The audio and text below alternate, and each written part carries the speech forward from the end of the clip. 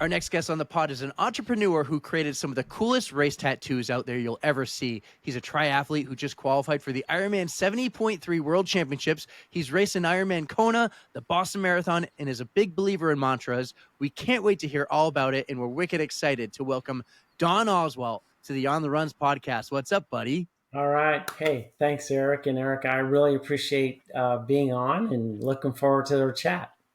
We are so happy to have you. The pleasure is totally all ours. So Yeah. where are you coming to us from today? So I live in Charleston, South Carolina, and I was just there. yeah, Believe it or not. Eric I was just there told over. me. He ruined it. I had to go get a friggin' Band-Aid, and he ruined all my small talk. But it didn't ruin the surprise for you. I didn't spoil it. I know. Yeah. So your parents live in Myrtle Beach? They do, yes. Okay. And so I went down, I took my boyfriend for the first time, so he got to see the South Carolina area, and his college roommate lives in Charleston, so we got to see that, and that was my first time there. It's absolutely gorgeous. Okay. Yeah, it's amazing. We really like it here, and it's just, yeah, it's really a fun community. It's grown like crazy, and but it's just so historic. Downtown is amazing, and just love it. I'll have to come down there for a run sometime. I was looking to see if you guys had any full marathons, but I think there's like a good half there. But a friend of mine also does I think it's an unofficial Charleston 100 every December. So I'm like, yes, I think it's the Frozen 100 or something like that, which it doesn't really freeze here much, but that works for me. Yeah, I think the Charleston Marathon is in a couple of weeks. There is a marathon here, and you should come for the bridge run. So the Cooper River Bridge Run is the largest, or one of the largest 10Ks in the United States. No way. Yeah, 30,000 people. That is incredible. Yeah. Is that more than Boulder? I know Boulder's up there for the Boulder 10K. No, it's one of the biggest. I think it's competing. It's right behind the Peachtree in Atlanta. So yeah, it's just a party. We got a lot of 10Ks we got to hit up, Eric. Yeah. We got a road trip. 10K is a sweet spot. 10K to half marathon, that's a sweet spot. It really is. Yeah, they have a 2-day expo, and then they have the 10K, and it's just, you've got your elite people in the front, but a lot of them people just walk it. And so it's the Cooper River Bridge Run. It's they call this area the Low Country because it's actually a lot of it's below sea level. And that's the only hill around here is the bridge. So, but yeah. That also speaks to me. I like to hear it. But yeah, it's a lot of fun. It's a lot of, the after party is amazing. It ends in downtown Charleston, and it's a lot of fun. That's cool. Awesome. Yeah, you live in such a cool place. Yeah. We actually have another really cool connection, Don. We were just talking about before we hit record. But you're friends with Hillary Burgess. She's part of our pod fam. And by the way, Don, welcome to the pod fam. But we'll get into your company soon. But you know Hillary. You've known her for a little while. She's a big ambassador for you. Yeah, so we'll get into that, but I have a company called My Race Tats, Planter Tattoos, and we have ambassadors that help spread the word, positivity, self-belief, and Hillary is one of our major ambassadors. She's amazing. She's awesome. We haven't met in person yet. We've had the pleasure of meeting some of our ambassadors in person, but haven't had a pleasure to meet Hillary yet, and hopefully one day we will for sure. Very cool. I mean, I am happy to hear that we all have like the 7 degrees of Kevin Bacon going on. Right. All these 6, get it right, Erica, 6 degrees. Crap. Okay. I'm so happy that we all have this connection, and especially with the My Race Tats, the mantras, I'm going to have to check you guys out because that is something I started wearing it on like bracelets. The fun things to say, well, my fun things are like, just effing do it. Just like LFGs and stuff like that. So I'm excited to dive into your company soon. Yeah. But before we do that, we want to learn a little bit more about you. And you've done some cool things. You ran in the Boston Marathon, which I think is the world's greatest marathon. Yeah. We're quite partial to it. You've also done Kona. Yeah. But tell us how it all started. How did you find this love for running and triathlon? Yeah, growing up, I really didn't do a lot of sports. I did a little bit of football and stuff, and I did a little bit of track, and it was basically in grade school, middle school. When I got to high school, I mean, I didn't really do much. And then when I graduated, I mean, I didn't do any activities as far as running or cycling or anything until my mid 40s. So it was a long span. And when I got to my, and backing up a little bit, so I think a lot of that had to do with when I was growing up, I didn't like change. I didn't really like taking risks. I was not a risk taker. I was the dude that just didn't do anything new or exciting. I really was deathly afraid, honestly, of change, and just and it didn't want to, because I think that when I was growing up, I thought that if I failed at something, that meant I was a failure, and I didn't. That was like not even in my in my realm of possibility, because I had such a backwards way of thinking about failure. Now I know that failure is a part of success. It's a part of growing and learning. But back then, man, when I was in, growing up, it just was deathly. I was deathly afraid to fail. So I wouldn't try new things, nothing. And Change is so, scary. It can be really scary. It's yeah, unknown. yeah. And especially when you think that, that backwards way of thinking that if I fail, I'm a failure. But just, it took me a long time to kind of come to grips with that's just part of success. That's part of life. And that's just how we, get to move into other areas that are going to make us grow and make us better people. So, but yeah, so in my mid 40s, I was kind of going through some emotional things relationship wise, and I needed an outlet, honestly. And I was hanging out with these group of guys that were into triathlon, and even before that, I would have the girlfriend that I had and my wife now, Kathleen. She had some friends that were in running groups, and so I was like, well, let me try some of this running or triathlon stuff, and just to get my mind off of things, and just to get my focus off of just all the situations that I was trying to deal with.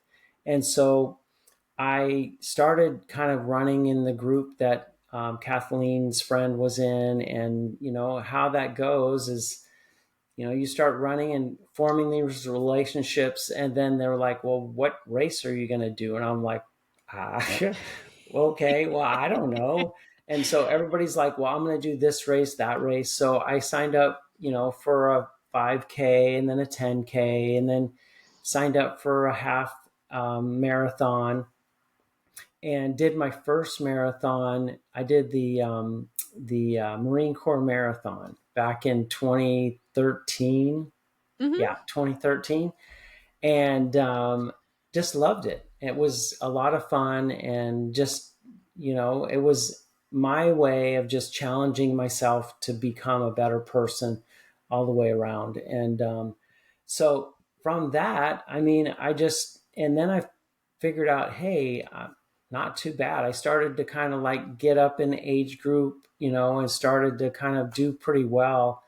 And then some of my buddies with triathlon started, I wanted to give that a try. I always had wanted to try one, and borrowed a bike and tried to learn how to swim. And that's the biggest thing, is the swimming, man. If you haven't grown up in swimming, it's a tough That's kind of what's holding me back there. The swim it can be that can be a really scary thing, especially depending on which Ironman or triathlon you choose, right. because it could be like total open water ocean swim, or Yeah. creepy lake, can't That see was the mine. bottom. My weird first was in stuff the ocean touching your legs. Yeah. with the sharks. About Yeah, 2,500 Good people for who you look like guys. seals. Good for you guys. Yeah, no, I mean, swimming is, because it's very intimidating, especially if you haven't grown up doing it. And yeah, it's a challenge. So, but yeah, I started to kind of just dabble with local sprint races, and then kind of same thing. The guys were going to do a half Ironman, and so I was like, okay, well, I'll try for that. And um, yeah, and it was just it really it made me feel alive. You know, as you all know how sport really it just makes you feel different about yourself, about your abilities, about same thing about taking risks. Because I had never really wanted to do that, Hmm. and it really opened me up and kind of grew me up, honestly, even in my mid 40s, about just having fun and being around others that were like-minded. And it was just a really life-changing experience for me, just to be able to you know believe in myself and just have self-belief that I can do hard things. So it was cool. That's amazing. I'm so proud of you, Dawn, for just not stopping.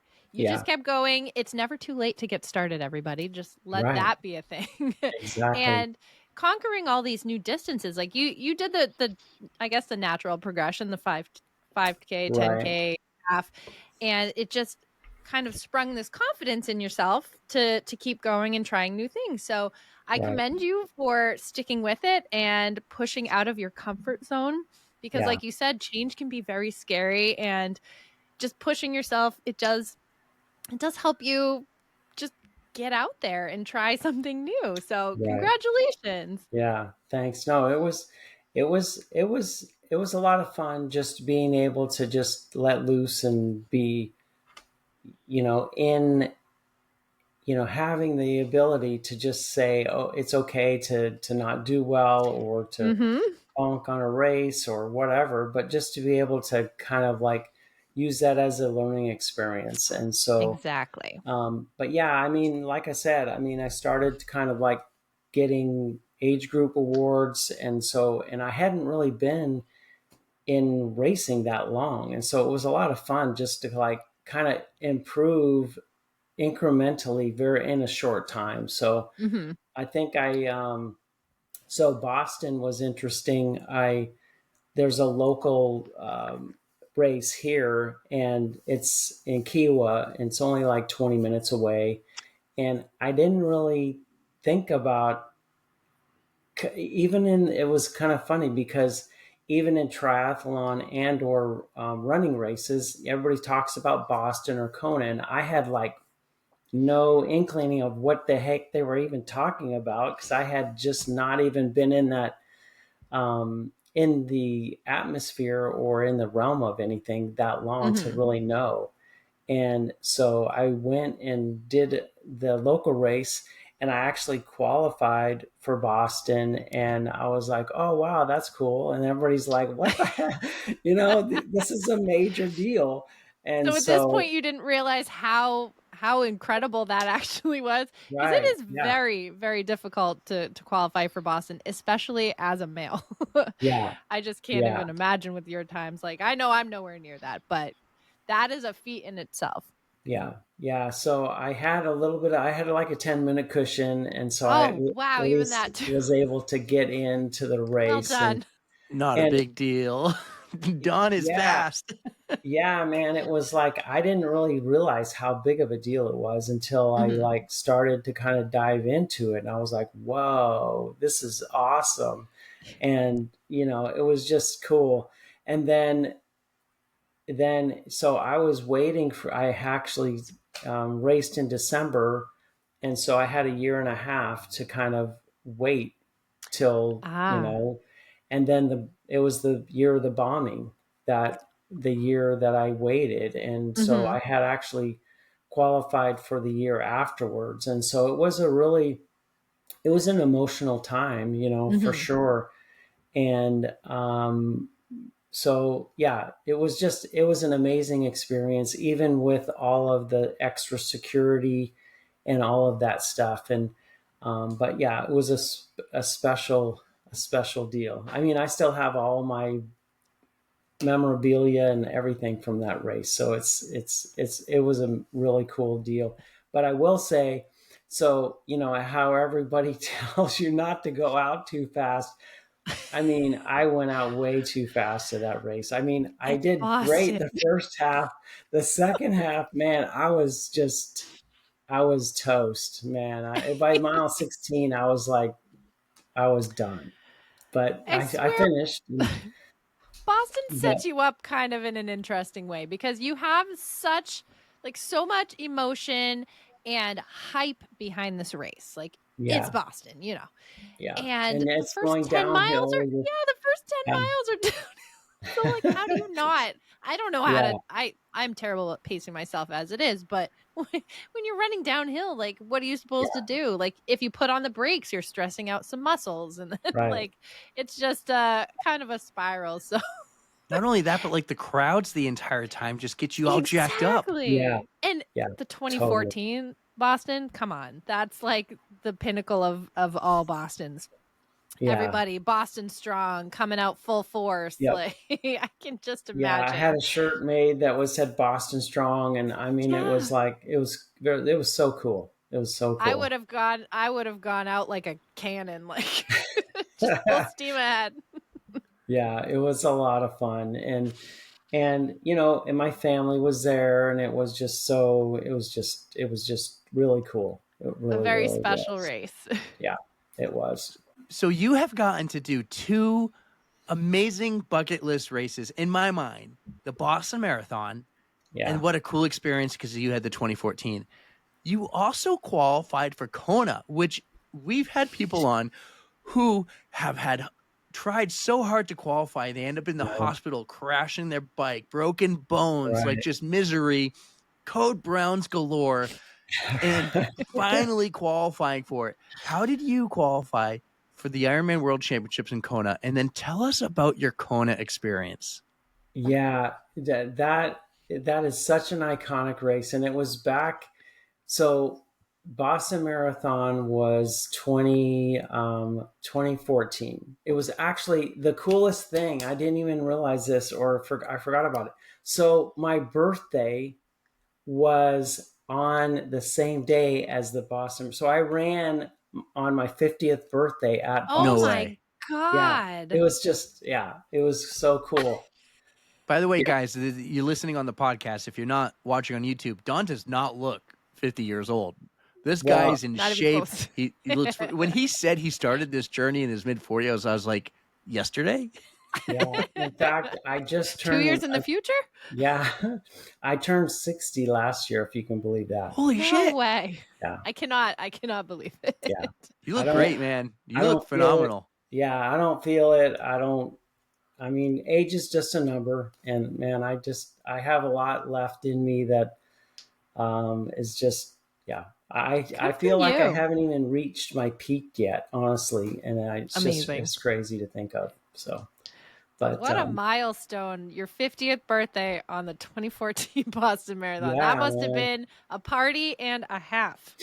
It was. And I actually thought about trying to requalify and go back on the 10th year anniversary, but it just, it didn't pan out. And I didn't even think about it until it was actually kind of like, oh crap, it's my 10-year Oh. anniversary. And I was like frantically trying to figure out, okay, where can I qualify? What can I do? hmm And so I actually found a race in Atlanta. It was a 1 mile track. It was a Boston qualifying. I was Oh like, my I God. don't know if I want to do that or not.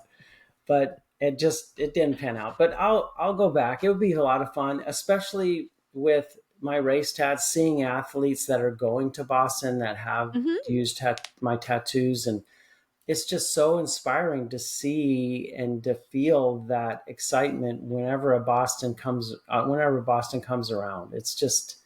It brings back all those memories. It's like, wow, that would be cool to go back. So hmm You'll do hopefully, it. yeah, Absolutely. I have no doubts. yep. So going back to Kona, it was interesting because I did Boston, and then the next year I actually qualified for Kona, and that was only my second Ironman ever, and it was like so amazing to be able to qualify after doing 2 Ironmans. And so the whole thing is you have to, it's not just, you don't just sign up for Kona. You actually have to qualify and be in the top of your age group in either a 1, 2, 3, sometimes if you're lucky the 4th spot goes. Mm-hmm. And so I had done my first Ironman in Florida, Ironman Florida. And so again, the buddies that I was with, they were doing it. So I was like, okay, well, I'll try to do that. And I Peer mean, pressure can be interesting sometimes. yeah. And as you know, Eric, I mean, training for an Ironman is no small feat. It is like 20 hour weeks of just training, just so that you're prepared mentally and physically for 10 to 15 to 17 hours of racing, of just being active. And it's a beast. It really is. But I committed to it. And so I just started training, and I had a coach that helped me. And if you want to get better as an athlete, I really suggest hiring a coach, because I mean, it just makes it so easy, especially on an Ironman distance. I mean, you're going to need to know, or a coach will help you figure out, okay, what things you should be doing and when and how intense, and be able to split those workouts up in a way that's going to be so that your body will absorb it and that you'll be able to be ready on race day. And so, but yeah, it was cool. I was very apprehensive, because I was talking to Kathleen, my wife, before we got on here, and just kind of reminiscing. And I was really nervous, and I didn't know if I had trained enough. And the water, especially in Florida, it can get very choppy. And they had like double flag diamonds, whatever it was, out there the day before, which was just, you couldn't even get in the water because it was so rough. And people were out there trying to swim, getting ready for the race. And it was just it was really, really bad. And so I was all nervous about that. And the night before, I just really was kind of like, do I want to do this? Am I ready for this type of a thing? And just really second guessing myself, and really second guessing my abilities and all of that stuff. And, the morning of the race, I took a Sharpie, and I just wrote on my arms about why I was there, what I wanted to happen, and just, you've got this, stay strong, things like that, just to help me mentally prepare for the long day that was ahead. And when we woke up the next day, the sea had calmed down enough so that we could get out there. You're like, yes. And it was it was nice. And I don't know. The minute that the gun sounded, and before, nowadays, it's kind of like they just let go 2 or 3 at a time. It was one of those mass starts where just everybody goes all at the same time. Pandemonium. Yeah, it was pandemonium. And you just, it's like it's just like a big fishbowl of just arms and legs. And it was crazy. What did you say, Eric? Everybody looks like a seal out there. Yeah, everyone in their wetsuits. I don't know if they were in wetsuits in Florida, but in Maine, yeah, every race I've done, the water's been so cold you have to wear a wetsuit. Yeah. So, which is amazing because of the buoyancy. But yeah, Right. it's like, my first half Ironman I chose. I'm actually wearing the jacket for it right now. Ironman Maine. Oh yeah, It was at Old Orchard Beach, and it was kind of choppy. I thought actually the swim went so much better than I thought it was going to go. But yeah, I was really nervous about the ocean swim, because all my triathlons before and all my training swims were in a pond or a lake. Right. So I Yeah, cool. found a group who did ocean swims, and it was so creepy. My first ocean swim, looking at like crabs and stuff on the bottom of the ocean, because it's like only 6 feet below me. Right. It freaked me out, man. It really Yeah. did. And then, yeah, we're in New England. Like, there's sharks out here, man. There's great whites. There's everything. And Yeah. they like seals. And we look just like seals. And I was like, well, I Yeah. hope they don't pick me. I know. Yeah. I'll stay in the middle of the pack instead of the end of the pack. So yeah. Right. Yes, exactly.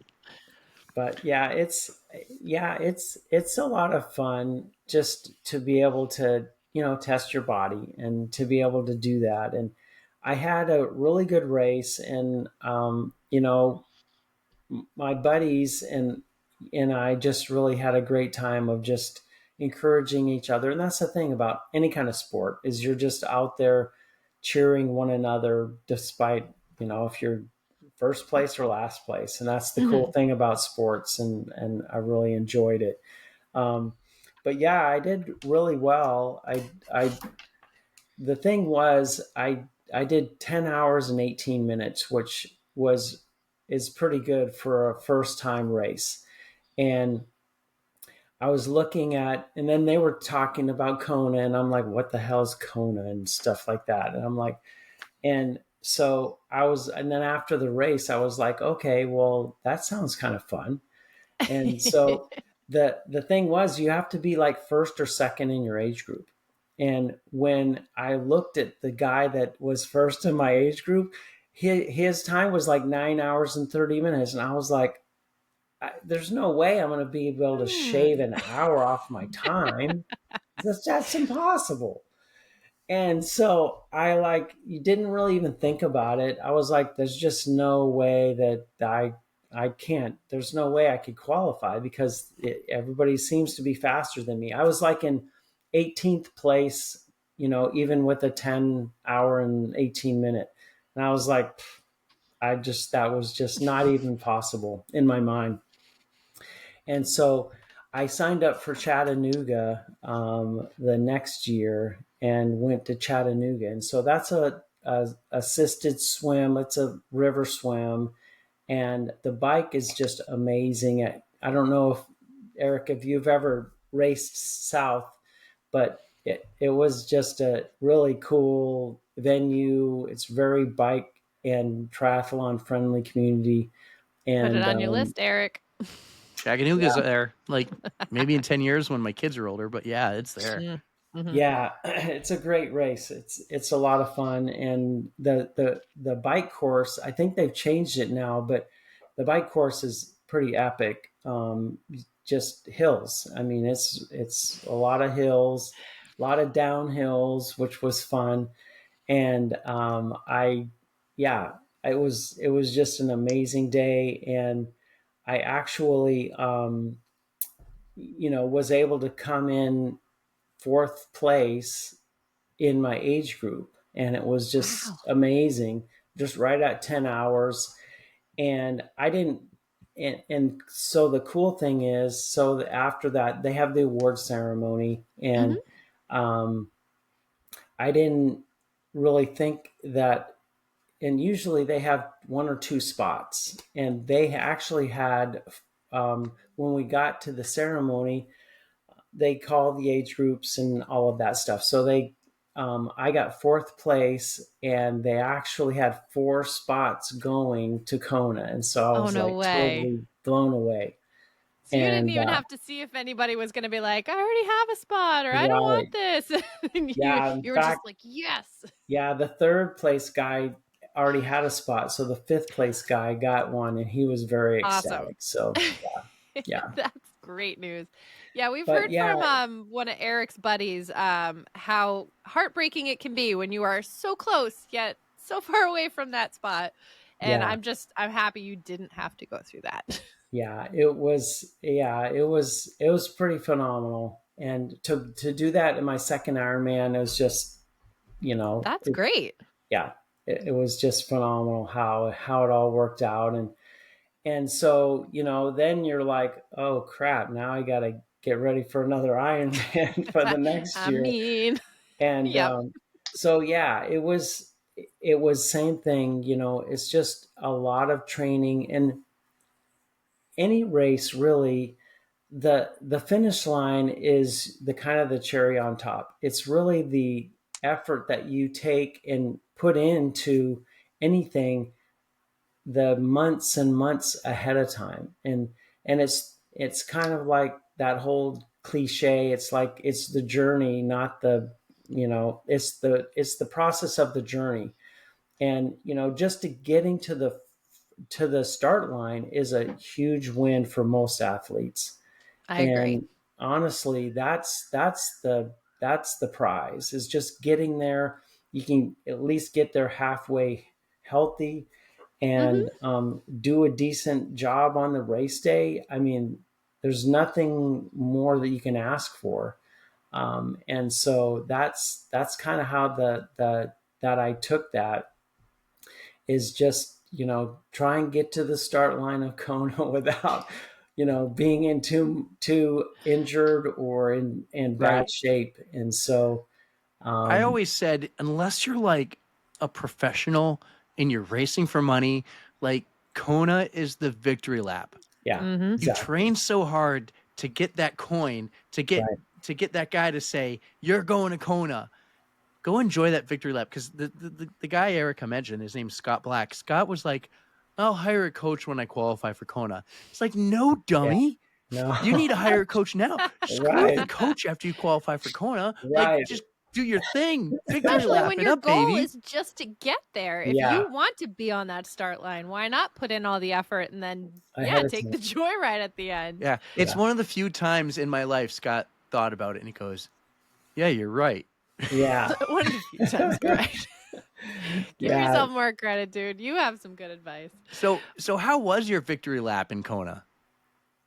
It was amazing. It was totally iconic. I mean, I'm sure you've heard. I mean, the swim is like swimming in a fish tank, because you can see everywhere. There's, you know, tropical fish everywhere, turtles. I mean, it was just amazing. And so going there again, you're like, you know, the cream of the crop, the top of the heap as far as athletes there. So it's pretty intimidating, because all these people are all, you know, fit, you know, at least fit looking, and all of this stuff. And so it's pretty intimidating. Um, but the cool thing was, I was doing a practice swim, and I saw this guy in a sling. He had his arm in a sling, and I was like, "Oh man!" So we started talking, and he had he's a really good athlete, and he had, right before, the week before he was flying out to Kona, he had crashed on his bike and broke his collarbone. Oh no. And so he said, I'm going. I don't care if I have to swim with one arm. I'm doing this That's an race. Ashley Paulson move too. Yeah. Yeah. And so it was cool. And he was actually on a few podcasts leading up to the race, and I actually got to kind of see his story after the fact. And he finished, but you know, it was painful. Yeah. But Hmm. he said it was so cool, because he's always been kind of in the front of races. And he said it was so cool to be in the back of races, because that was where really the Did real he work. finish in the last hour? I think he did. So that's such a cool, like everyone shows up for that last like Yeah. 90 minutes and it's such a party. It's like a Yeah. rock show. And Yeah. Mike Riley is there and he's Right. getting the crowd all into it. I've seen videos, like I would always watch I don't know if they still do it, but they would go on Facebook Live for the last hour of all these Ironman races. They'd have the thunder sticks, they'd all be Right. chanting. They bring in the last runner with like these angels Giving me behind you. goosebumps. And I did my own Ironman. I did it with two other friends who I referee ice hockey with. And one of them never did anything like this before. And he was like, I think I'll be able to finish. He just kind of winged it. He Right. was like the fifth to last finisher. Oh And I man. was like, Chris, you have no idea. He's just like, oh, thanks, man. thanks. He had no clue what he was going through and experiencing. I'm like, Yeah. Chris, this is so amazing. Like, if I ever have a hard Ironman, I want to be one of the last finishers. Yeah. It's amazing. And those are the true warriors because, man, you're out there 16, 17 hours. Yeah. You're just gutting it out. And that takes grit, man. It just is crazy to think of, just being out there for so long. And it's just, yeah. And it is. It's a moving experience watching those last finishers finish because, everybody's so pumped that they're there at the finish line. So it's so cool. It's honestly probably my favorite part about Ironman is that last hour. That last They're hour. so full of exhaustion, but full of heart, and literally, I get goosebumps just thinking about it. I remember like Mike Riley knows what's experience. going on, and he has the list of like the finishers coming. And I remember this one guy's coming, and Mike had this way with the crowd. He's since retired, but he would talk to us because there might be 20 minutes until the next runner, right? He'd go, "Hey, our next guy, his name is Don. And Don has told the line for 5 Ironmans and never finished. And he's going to finish his first Ironman." And the whole crowd gets hyped up. And this guy's shaking with his fist in the air. He's like, "Yes, I finally did it." Cool story. I actually drove this guy back to his car after the Ironman. Cool. That's a story for another time. Yeah. He'll tell you these stories about these guys because when you're finishing with everyone else, he really quickly, he's like, "Eric Knutinen, you're an Ironman. Don Oswalt, you're an Ironman. Erica Hamlin, you're an Ironman." He doesn't have time to say, "Don from Charleston, South Carolina." He's just ringing them off 1, 2, 3. Right. But when he gets a chance to look at those stories, man, he makes it special. Yeah. And I hope I think his son does it now. They make it special. So yes, really? That is super cool that your friend who got in the accident finished the race in the last hour. That must have been a cool experience. Yeah, it so was inspiring. For him. But the interesting thing was, so my day at Kona was really it went pretty well. And so my swim, I'm kind of like an hour and 15-minute swimmer, and so I'm not a really fast swimmer, but kind of in the middle of the pack. And so I get done with the swim, get on my bike, and it's just, the bike is just so amazing because you first go through Kona, and then you go out on the Queen K, and it's lonely, it's windy, it's just a desolate wasteland, honestly.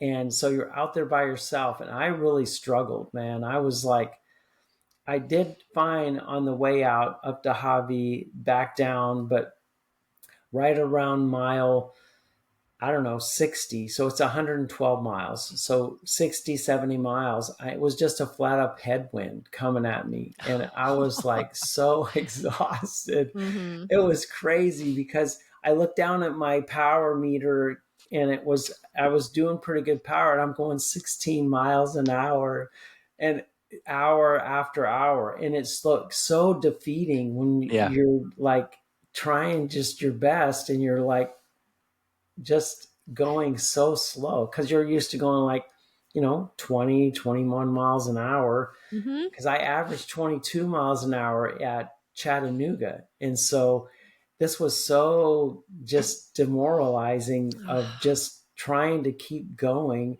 And I would have people passing me, and it was just it was hard. And it almost took me it was about 6 hours on the bike, and I was so happy. I couldn't wait to get off the bike, man. I was like, oh my gosh, I can't wait to get off of this thing. And I don't blame you at all. But then you're still not done. No, yeah. And then and if you know anything about Kona, it's like hot. It's hot and humid. And so I started out on the run feeling pretty good. I was like so happy to be off my bike.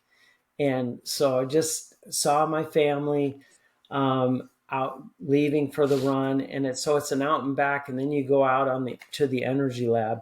And so it was so cool because I felt so good. I actually, felt pretty good. My pace was where I wanted to be.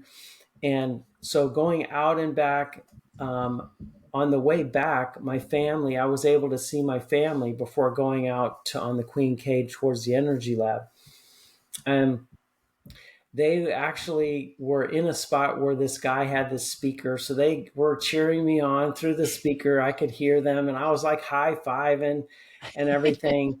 And so then you go out on the Queen K, and let me tell you, it was just so brutally hot and humid, and just it like beats you down. And you come out, you go into the energy lab, and it's kind of like a bowl, so all of that heat, humidity is like intensified, and it's Oh probably no. 110, 120 degrees, because you got the pavement as well. And I so can it see I was can see why just you made this a championship race to right. really test Yeah, like the grit and determination somebody has. it's a Oh my true god. test, man. And so, and I tried to just do the best I could and Mhm. stay as cool, ice, try and stay hydrated. And I mean, I guess the last 3 or 4 miles were just kind of a blur. And um, my family were stationed at the finish line. And so my nieces were there. They had a flag for me and everything that I was going to like go down the red carpet with. And I I remember, so on the last probably half a mile, you're going down. I can't remember the name of the hill, but it's pretty steep downhill, and so it's like a quad buster, man. It's crazy, As if your and quads weren't tested enough through this whole right, thing. yeah, and so the finish chute. So you either go to the left to go out to the out and back, or you go to the right to the finish. And I Mhm. was so confused, man. I took the left to go to, and I was like figuring out, I don't know, it was like 10 or 20 seconds in. I was like, I don't think I'm going the right way. So I did end up turning around. But I'm sure you've seen the at the end of any kind of race, or even the Ironman, the 80-year-old guys that are hunched over Yep. running. That's The exactly lean. how that's exactly how I looked Oh. coming into the red carpet. And my family was like, what the What's heck wrong? is going? And because I mean, last time I saw him, I was high-fiving and just feeling really good. That was probably at mile 12, and that was the last time they saw me. So when I came Oh. around the corner and I was like hunched over, just like Oh no. Oh barely no. moving, What's they were wrong? like just totally. And I tried to stop for the flag. My wife's like, keep going, because she was afraid that I wouldn't, that I wouldn't be able to keep going. So I was about, so I kept going, and I'm like doing this, and this gal just whizzes by me really fast. And I think that messed me up. And I hit the carpet about 50 No. yards from the No. finish line. And I've got a video of it. It's pretty crazy. I mean, so I hit the carpet. I figured out, well, I'm going to just crawl to I'm Oh, just going to Dawn. crawl to the finish line. I finally got, I crawled a few steps, and I was like, no, let's just try and get up. So I got up, and, my wife's like, now you got to finish like you want to finish like a champion, or I don't remember what you just want to finish, don't look at your watch, Yeah. raise your arms in Right. the, You don't want the photo of like you going across the finish line and you're like, right. Oh Yeah. no. And so I got up, and I could get my arms up about this high, and that was about as good as I could do. And I did finish. The cool thing was, I actually qualified for Boston at that race. No no shit. freaking way. Yeah. So my time was 3 hours and 24 minutes, Holy and shit. so I It was crazy. Even with me, Can't even. yeah, even with me Oh. being hunched over and just pretty much toast. I qualified for Boston at that race. I didn't go, but I mean, it was like, wow, It's impressive. that was crazy. That was But impressive. yeah, Even I a spent 3:24 after yeah after like 112 on the bike, and oh my in gosh. the 2 mile swim. Yeah, it It just was so it Congrats, was man. yeah, it was yes. amazing. I went to the medical tent. In fact, one of the guys, when you go to Kona, you have to weigh in.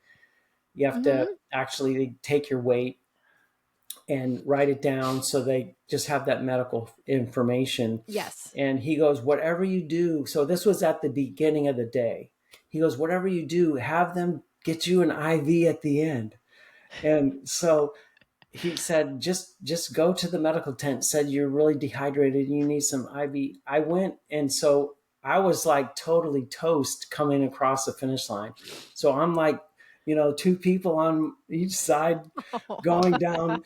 And they took me to the medical tent, and I was like, "Hey, can I get an IV?" They wouldn't. They wouldn't do Oh, it. even like needing help, looking like a zombie. Like, I come on, know, yeah, guys, they wouldn't do it, but I come don't know what the on. protocol was. But anyway, but it was so cool. It was iconic, and I just Yeah. yeah, it was pretty amazing day, and I got to stay. We stayed a week afterwards and just enjoyed the island. As you And should. yeah, it was amazing.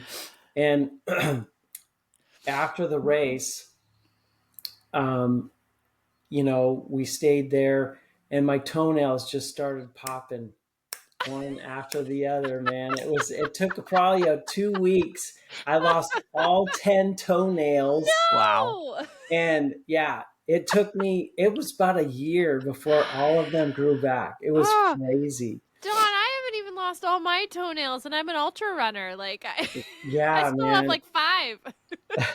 Well, Erica, he's running Boston qualifier times, like in these races. He's I going guess all out. You're still, doing the run, hey, walk, walk, walk, walk, run. still it's up there. But oh, your poor feet. Oh, But especially yeah, like it all at was, once. yeah. Well, because you're dousing yourself with water the whole way, ice Oh in your yeah. hat, and so everything's just wet.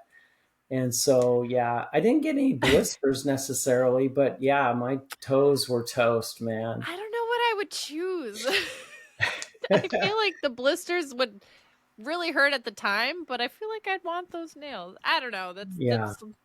that's hard So, choice. but yeah, it was an amazing experience. It's something I'll never forget, and I would love to go back there someday. And because I've actually, I so fast forward, I think what I went back to Chattanooga a few years later, Mhm. and tried to requalify. I wanted to requalify and go back, and I actually crashed on my bike at mile 80, and I fractured. It was this shoulder. I fractured the end of my shoulder, not knowing it, No. and I really didn't think I could finish. I got back on my bike, tried to figure out if I could run, and just Mhm. limped back in to the transition. Saw Kathleen, and I said, "Well, I'm just gonna give it a go and see what happens." I got to mile 6, and man, the wheels fell off, and Oh. the cool thing was though, she's like, um, so off the bike, she said, I think she said I was in 10th place or something like that. Even after Even, falling and even after the crashing, and oh crash. my Yeah. gosh. And so I just, I tried my best, and I went, and the tracker, sometimes the trackers on, especially Ironman, can get kind Mhm. of funky. And so she thought I was stopped. And so she was trying to figure out where I was. I saw her at mile 8, and she goes, "Oh my gosh, are you okay?" And I was like, "Yeah, I'm okay." She goes, "You're in 6th place." I was like, "There's no way." So because I had never really walked in a race before. Mhm. And so at mile 6, I just had to stop and walk. And I was like, and it was just totally foreign to me. And I know, and that's not to dish people that walk, run it. It just, that's how I raced. And that's how I Mhm. just, I felt fine to keep going and Mhm. just, kind of slow down during aid stations. And, but I'd never walked before. And so it was like totally, it messed me up big time. Just the fact that I had to stop and walk during a race. And so I would do my best just to keep going. And when I saw Kathleen, she said I was in 6th place, and even with the walk running, and then I saw her again. And Chattanooga, the full is got a lot of hills on the back end of the so it's a 2 loop course, Mhm. but it's once you cross over the river, it's like very hilly, and it's like, Mm. it was just a beast. And so trying to just walk, run the hills, and just keep going. And I saw her at mile 16, and she said I was in 4th place. I was like, how in the world can I? So how are you And feeling at this point? Like, was your shoulder like, I mean, you were still moving, which was great, but like, yeah, were you bandaged or anything? Or no, I mean, I was you pretty didn't want to scarred. alert the medical team? Right. I was pretty scarred up at the time. Mm. And yeah, I mean, I think I was just running off adrenaline, honestly. And Mm-hmm. it hurt, but it didn't hurt enough for me to stop and Gotcha. just get medical attention. But yeah, I dug deep, did everything I can just to keep going. And I did finish, and I ended up in 3rd place. Holy And shit. yeah, and it was just the gutsiest performance. I was so proud of that race, because it was just, I had to just go to a place that I never had been before, Mm-hmm. just keep going in spite of how I was feeling and all the obstacles that were being thrown at me. And the the interesting thing was they did only have 2 spots going, so I did miss my Kona Oh, spot. Oh, come on. And yeah, and so that was the only bummer. But I was so proud of myself for even just continuing to move forward and Honestly. keep going. And it And was, yeah, that was still a podium though, right? Because Ironman yeah, does top 5 for age they group. So do. congratulations on Yeah, that. yeah, Um, it was amazing. when you were working through all this pain and just trying to get to the finish, did you have any mantras going through your head at that point? Yeah, I think for Besides the ow, most, ow, ow, ow. yeah. Yeah, I think the biggest thing for me, the mantras have been a big part of my training and racing. Yes. And I think the biggest thing for me was just keep moving forward. Just keep moving. And the other one that I really resonate with is just, you've got this. And so using those mantras really help fuel me to keep moving forward. And Mm, and forward forward is a pace. And so I that's one of my favorites. yeah, and I think the biggest thing in racing is, you can get upset, and you can get down in the dumps, and really cost you a lot of time of just having like a pity party of like, this, why is this happening? Yeah. Why can't I, do this or do that, or this guy cut me off, or it's all external. Mm-hmm. And Yeah, you there's have to so come much outside of your control, whether it be the weather, could correct. be like just a fueling mistake, just anything that could throw off your race day. But having these mantras in the back of your head just remind you to refocus your attention Right. and just think of things that you can control. And like you said, forward is a pace. Keep Right. moving forward, just one foot in front of the other. Yeah. And I mean, yeah, because you can walk and still walk with purpose. Yes, And yes, yes. and because it really caused you to be down in the dumps of, why is this happening? Why can't I, yeah, the weather, why is it so hot? Why are my legs hurting? And it's all external. And you just have to go within yourself inside and say, hey, I can only control what I can control. I can control my attitude, my and my attention. And Mm-hmm. so, am I going to focus on all the things that have gone wrong, or can I just be okay? It's like, okay, well, what problem solving tactic do I need to, have right now? And I can keep myself cool. I can keep myself iced, and I can Mm-hmm. do what I can to just keep moving forward. So Yep. yeah, And yeah, whatever it's going to take to get you out of the dark place. And sometimes correct. that's really hard to do, Yeah, but any little thing, even just reading a mantra that you wrote or didn't right, write on your arm. right. Yeah, and that's the thing is nothing's going to last. Even, everything's going to pass. It's like you almost have these little roller coaster moments during a Mhm. race where, it feels really hard, it sucks, and then you come out of it. It's if you just keep moving and keep working through it, I think that's when, the that's when you get your second wind, and or your Exactly. third wind or your fifth wind, Sometimes because that's it what it is takes is a third wind or more just to right. to know that there's that bright side on the other side. Yeah, it's so amazing.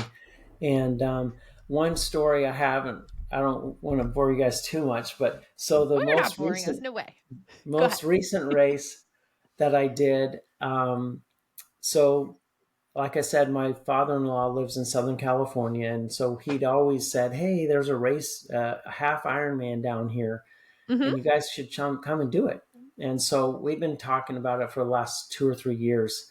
And I had kind of taken some time off from racing, and because I hadn't raced since 2022, the 70.3 World Championships in St. George, Utah.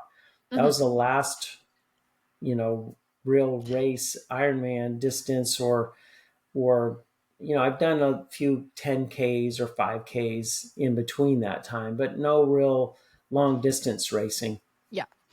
And so I had, because I was, building our business and doing other things and had other focuses. And so when my father-in-law mentioned, hey, you guys can come out. And um, so I think it was this last summer, he had mentioned it, and we were like, okay, well, let's look at the calendar. So it's the beginning of December is the Okay. race, and it's in Southern California, so it's not cold, but it's not hot either, which is good. He lives in So the race is in Indian Wells. It's like Palm Springs, and so it can be Oh, 120 in the summertime, but I'm pretty in this familiar, well, sort of familiar with the area. We have family that's in the Palm Desert okay, part yeah, of California. yep, yeah. So Indian Wells, it definitely it was really nice. It was really Mhm. nice, and so we decided to go ahead and go. And I mean, I only had like, I think it was 12, 13 weeks to get ready, because I hadn't Okay. really, I mean, I've been staying active. I love to train. I, love to ride along on the weekends. And Mhm. so it wasn't like I wasn't doing anything. So I had So a you little just bit had a of, base, right? yeah, I had a little bit of a base to Good. work from. So one of the coaches I work with, I asked her for a training plan, and she said, "Okay, I'll train." So she loaded it up into Training Peaks, and just followed the plan. And I didn't really feel ready as well as I could have been. Just I wish I had like a 3 or 4 more weeks to get ready, but it was like, Mhm. this is what I got. Um, so we went, and you know it's really pretty there. It was a cool experience. And so I was pretty rusty, though, as far as getting ready for, especially the transitions that I'll get to in a second. But, and so I'm getting ready for the swim, and it's a lake swim. And this lake that they swim in, that it's not public access at all. So it's kind of like I think it's a water source for the local area. So they don't Oh, let people swim. They don't let people boat. They don't let people kayak. I mean, it's like once a year they have a race there, literally, and that's it. that's it. And so you have to take your wetsuit, and the water's like 60, low 60s, Mm-hmm. even in Southern California, because it's basically mountain fed. And so you have to take your wetsuit the day before anything that you're going to be swimming in and put it in this solution. I think it's like a bleach solution, and it basically Oh, kills all the mollusks that you might have from other bodies of waters, because I guess they I had see. a outbreak at some point. And so so we're doing that the day before, and just kind of a different situation. You have to leave your wetsuit there and all Mm-hmm. that stuff. So anyway, I get to the race venue um, race morning, and find my wetsuit, and they have the instead of everything being, so it's a point to point race, and I guess I should have said that, but so the lake is the transition one, and then you're biking to transition two, so you're not coming back to the same location. Okay. So anyway, so I'm getting ready, and I got my wetsuit on, getting ready to go down to the swim, and everything, all your bags, the bike information or a bike materials are all hung up on these hooks. It's not, you don't leave anything at your bike, which is normally the case. And so you have to come by and grab your race gear. So I go down to the swim, and I should have gone and figured out where my bike stuff was. I knew where it was, but I didn't. I didn't really check it out as well as I could have. Less I'm saying rusty from not Uh-huh. racing. And anyway, we go down to the swim, and they have this roped off area where you can kind of splash around and get kind of used to the water. And so I was like, okay, well, maybe I'll, at least see how cold it is, because you couldn't even get in the water the day before. So you have no idea what the temperature is. I see. And so they have this roped off area. So I go in there, and I was like, crap, I got to go to the bathroom. And so, it's like, okay, well, I'll just be in my wetsuit. And, and so I kind of get out there at least waist deep, and, went to the bathroom, and I'm like, okay. And I felt like, okay, you know how you go to the bathroom and you're like, was that a fart, or was that something Oh, else? uh-oh. And Uh-oh. I think I'm okay. So anyway, so I get I get out of the water and get in the swim line, and the race starts. I'm doing great. I'm feeling good, and it's kind of like it's not a point to point swim. It's kind of like you're doing a big kind of triangle.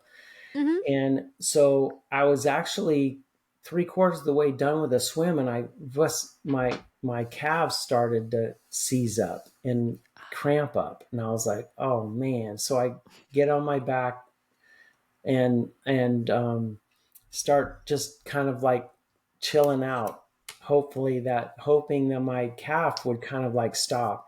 And so it was about 20 or 30 seconds, and it kind of let go. And so I got to the um, finally got to the shore, and I couldn't find my bike bag. And I Oh was like, I no. went down, so it was two rows. I was like circling the thing, and I forgot that mine was on the lower part. And so I took me about 2 minutes to find my bag. And so they had this big grassy area. They wanted you to take your wetsuit off, get your put them in a bag and then give it to the people that were helping, and then you go Mm-hmm. to your bike. Well, I get on the ground and start to take my wetsuit off, and both of my calves just were just seized up big time. Mm-hmm. And I was like rolling around on the ground trying to get my calves to loosen up. And so I finally get my wetsuit off, and I was like, man, I got to go to the bathroom. So there's like these porta potties. So I go in the bathroom, and I start going to the bathroom. I was like, what the hell is that? So there was a big turd in the bottom. I was like, oh shit. So Literally. yeah, literally, I was like, holy crap. That This is wasn't a fart. no, Code it Brown wasn't Commandments, fart. guys. Tara Pterodactyl told us very well. Don't trust a fart. Yeah, don't trust the fart.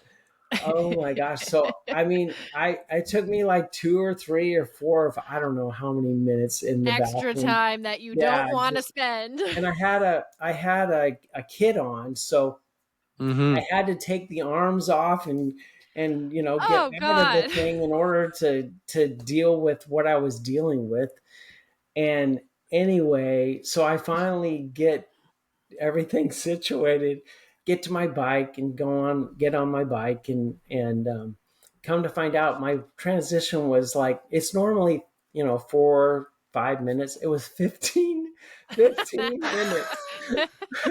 My I feel like that would have transition. been me. Like I would have been, the music like that doo ba doo ba doo ba doo. Like that's me. Tying my shoes, taking my sweet ass Yeah, time. But oh like the man. Jeopardy music. Oh my gosh, it was Oh, like, so cool. What a story. I didn't even tell you the rule of the podcast, spare no details. You just, He's you knew. delivering. He's good. yeah, I was like, oh my gosh. Dawn, you're Oh. super cool. You've been super amazing and generous with your time. You brought the stories, talking about Boston in 2014, qualifying for Kona, and then doing even better in Chattanooga, at least finishing wise in place when you crashed. You got third. You mentioned you want to go back to Kona one day. I know of a way you could go back without racing. You could maybe go back one day and have your own tent at the expo or something, because There you you go. have built a pretty cool company. Tell us about My Race Tats. Yeah, so it all started back when I had written mantras on my wrist back in my first Ironman. And so I had seen an advertisement, I don't know, a couple of years ago. So fast forward from that time, almost 10 years. And I had seen an ad, I think on Facebook from a tattoo company, temporary tattoo company. Mhm. And I was like, wow, now that would be cool for athletes. And because they were basically marketing to mainstream media. I mean, mainstream as a whole, anybody and everybody. And I was like, it'd be cool to do something just for athletes. And so I had an idea, and I actually I ordered like 4 different mantras. I was like, this might be a cool idea to do. So I went ahead and ordered some tattoos online and I sponsored a table at a local sprint triathlon here. And I was like, well, I'm going to see if they'll even last, through the water, sweat, Mhm. and all of that stuff. And so you know, I had like 50 tattoos of each one and just started handing them out to people and putting them on and asking them for feedback and all of that stuff. And so Yeah. everybody loved them. And, they lasted during the race and through water. They were fine. And so I was like, okay, maybe I have something here. And I hired somebody to do a Shopify store for me and did a pre-sale and opened the doors and not really expecting a lot. And they started selling. And I was like, wow, okay, well, I guess I better order these things. And I don't know, it's just been an organic way of just taking an idea and just running with it. And I'm really passionate about helping people with, positivity, self-belief, and using mantra tattoos, because mantras as a whole actually can help ground you as an athlete, and actually can be an anchor for you to really, set yourself up for success. Mm. And it's almost like this secret cheer, like personal cheerleader. And it's just been a really cool way of me personally using mantras to help me get through the tough spots in my race. And it's just been amazing to see how other athletes are using mantras to help them just keep going when it's really tough and it's really hard and you want to stop. And when you can look down on your wrist, it's like, this is why I'm doing this, or this is my mantra for today. And it's just been amazing. And we've been in business for a little over a year, and it's just been cool to just see the movement of athletes that have really embraced mantras as part of their race day routine and training routine. So it's been really cool. That's That's awesome. Yeah. You know who I think would be a good ambassador for that when you speak of positivity? You Yeah. know who I'm thinking of, Eric? Oh, Mr. Always Maurice. Positive. Yep, Positivity positive always. panda. Yeah, that's his. He's always gratefully grinding. Positivity Okay. always. He's out there on Instagram just hyping everybody up. Do you That's ever cool. do any custom tattoos? I feel like that's right Yes. up his alley. Awesome. Yeah, I sure do. Yeah, I've actually done. So I did my first expo last year, the Cooper River Bridge Run. I did that expo, Cool. and had well received. And then during that time, I did the Air Force Marathon. I did all of their tattoos for their race in Oh, so you can Ohio. even do like race specific. Oh, how Yeah, awesome is that? and so I did, the bridge run. I did the Charlotte Marathon tattoos for them. We were at their expo just in November. It was an Hmm. amazing experience, and it's just been a cool thing. But yes, we definitely do custom tattoos How for cool. races or custom mantras. I've done some individual ones for people. I think the minimum is 50 tattoos, Hmm. but yeah, I've done thousands of tattoos for a lot of different races and personal brands. So it's been a lot of fun, and I've really enjoyed it. It's inspiring to me to see other athletes using them, and it just supplies me with all kinds of content too, because they're out there just taking pictures of their experience. And That's yeah, awesome. Excellent. it's just been an amazing Now, deal. besides the show notes that will be for this episode when I drop it in a couple of weeks, where if you're listening, you can go to the show notes and you can click the links to find My Race Tats. But where can people find My Race Tats? Yeah, so yeah, it's just my race tats, at that's the website, just www.myracetatsor myracetats on Instagram, Facebook, you name it, we're there. And I'll put a code together for 25% off for your audience, and I'll Oh, just so make it cool. like Thank on you. the runs 25 or something like that. But Nice. I'll send you a link, and you can put it in the show notes. But yeah, it's just been an awesome experience. And um, That's our yeah, first ever like code like that, Erica, where someone can actually buy something and get a discount. How cool is that? I yeah, think I'm actually going to use it myself because how long do these last for? Because I've got some really long ultras in the summer, and I'm going to need some that say like the heat's not going to kill you, or I don't know, like just keep right. moving, those kind of things. Yeah, no, these things last 3 to 4 to 5 days. I mean, depending on where you put Perfect. them. And Mm-hmm. yeah, a lot of times you have to remove them by either just putting tape on them and then washing them off, or yeah, Mm-hmm. they'll last, especially if you put it in a spot that isn't going to get rubbed or anything like that. But So don't Gotcha. put it on your forehead if you have to go to work in a day or two. yeah, Understandable. the other thing that I'm thinking about doing that I haven't done, I've got my first glitter tattoo coming. So I just did Disney See Marathon, my face Disney, light up when you said glitter? yeah, Disney So if you're familiar with Disney Marathon, I mean, those things sell out like crazy Oh, fast. So I had this idea about a Disney tattoo. So I've got a Disney tattoo in glitter coming this week. And then the other thing for ultras, I've been thinking about doing a glow in the dark one. oh my So God, Don, these are exciting. I'm yeah, like, I'm gonna buy like a glitter one for the daytime. I'll have like a right. glow in the dark somewhere where I can see it like as I'm running.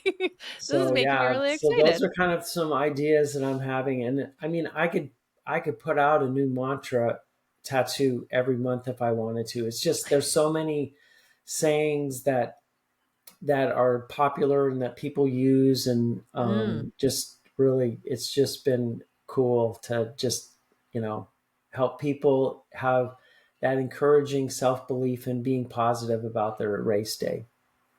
I absolutely love this idea, and I'm very happy that you came up with this because it really is such a nice thing just to look down and be like, I do got this. Yeah, I'm yeah, on top of this. I'm right. this isn't the worst thing in the world. It's hard right now, but just look what I'm moving towards and it's going to get better. Yeah, yeah, yeah. Nothing's going to last forever, and you got to just keep going. And you never Yeah. know what's going to happen, especially just like the races that I've been in. And you just never know. Even that 15-minute um, transition that I had, I ended Yep. up actually qualifying for 70.3 Worlds in Spain. So I'll be going to that next or this year in November. How amazing. So yeah, it's John, just you're an you never incredible know. athlete too. I just have to put that out there. You just keep doing your thing and you're going to keep succeeding. We wish you all the best. I think that's fantastic. Yeah, thanks. You just never know. You just kind of keep moving forward, and yeah, you never know. Yeah, man, this has been great. Thank you so much for doing this. We do have two Mhm. final big questions for you. I'm going to go first. Okay. Dawn, it's 2025. I mentioned earlier our pod fam, and this year we're going to have this big on the runs dinner where we're inviting all our guests from 2025 to this Very cool. imaginary pasta dinner, right? Or like a Okay. Christmas party or some sort. Right. All our guests get to bring a plus one.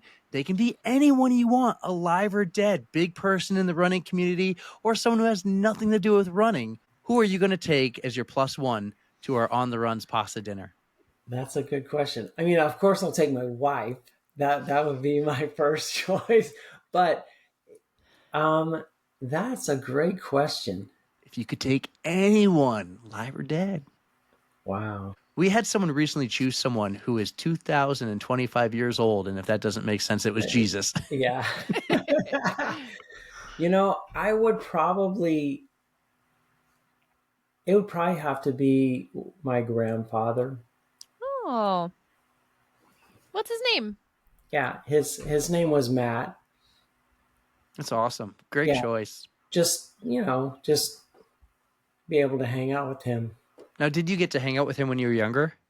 Yeah, quite a bit. And That's um, great. yeah, just he's a special dude. And he passed away. Wow, 20 some years ago. But yeah, I think that would be my plus one for sure. Well, Nice. I we're think happy to Kathleen will be welcome okay you with both. that too. All right, Don. I actually have two questions, so this is going to throw Eric off. But Okay. can we expect my race tats at any upcoming expos? Yes, in fact, well, I'll be back at the Bridge Run. I'm hoping to Okay. be back at the Bridge Run Expo. So you need to come to the Bridge Run I gotta do 10K. it. So it's I gotta do it. yeah, it's in April. So it's a great party. So I'll definitely do that. I I would love to go back to the Charlotte Marathon Expo because it was just an amazing experience. They really made it a lot of fun. So it was one of their main sponsors was Dole, and they had a Oh, like pineapple and a fruit. banana running Yeah. around. It was a How lot of cute. fun. It's kind of like the I don't know if you saw some of the Pop Tart. Uh, The Pop Tart Bowl. Are you the talking Pop that? Tart Bowl, yeah, it was kind of I that laughed so same hard. vibe. It was really cool with the pear or the peach or the banana and the pineapple that were running around. How fun. But yeah, I'm always open for suggestions. I'm in the process of doing a lot of kind of in-kind sponsorships for some races. Oh, I'm awesome. talking to the Grand Rapids triathlon community. They have a huge race up there in June that I'm working with them on, and so yeah, it's just a matter of getting the word out. And yeah, I'm open for other expos for sure. Very cool. Well, I'm hoping this will help spread the word a little bit more, Yeah, especially with me our too. code. We have a code, or we will have a code. Yes. So that's very exciting. All right. So, my final question. We have an awesome Spotify playlist, and we like to invite our guests to add a song to it. So, is there anything that you are grooving to at the moment, Mm. something that gets you inspired or pumped up that you would like to add to the list? Make it a good one. No pressure. So I'm a big 80s person, any Good kind of start. 80s, yeah, 80s music. I mean, I don't have and a lot of times I'll listen to podcasts just like you guys while I'm running, or Yeah. I'll listen to an ebook or something like that. But yeah, I mean, any 80s music I'll definitely add to the list. So I'm gonna rack my brain. If you don't think of one, I'll pick so something epic. so But do like you have a good one? yeah, like Living on a Prayer, Bon Jovi. I mean, that would be a I don't good think we one. have that yet. No, we Yeah, don't. Yeah. yeah. So, and I like the 80s funk stuff too, you know. Oh, I love funk. Yeah. So, Nice. What was I thinking of? I was gonna Good. say if you didn't think of anything, I was gonna put like "Take on Me" on there or something like that. Is that even 80s? That is good one. Good one too. I like Good that one Yeah. one. too. All right, but anyways, Dawn, perfect cool. vibe for our playlist. That was great. This was great. You're awesome, man. So thankful for Kathleen originally to reach out to us and email after we had Hillary on. And thanks for your patience. I know this took a little Yeah. while longer because it was the holidays and everything, but dude, this was Yeah. great. So excited. Like you delivered on the stories. You Thank delivered you. with my race tats. Like this is exciting. Thanks for coming on the pod, man. Yeah, no, I really appreciate you both having me, and it's just been great being on and getting to know you both a little better. So yeah, Yeah, this thank was you. fantastic. The pleasure is Appreciate it. totally ours. And for the record, say yes to glitter. Okay. We love glitter. You heard Erica it there, loves glitter. guys. Send me your address. I'd love to send you both some tattoos. Got Oh, it. that's Got it. We'll super nice. connect. We're going to have Thank to you. connect again. So love it, man. Guys, I really hope you enjoyed that. You heard some great triathlon stories. You heard about getting my race tats. No longer writing on yourself with a Sharpie. Get my race tats. Check it out in the show notes. Get your On the Runs 25 code. Dawn, you're awesome, guys. That was wicked awesome. Dawn Thank you. Oswalt on the On the Runs podcast. All right. Thank you.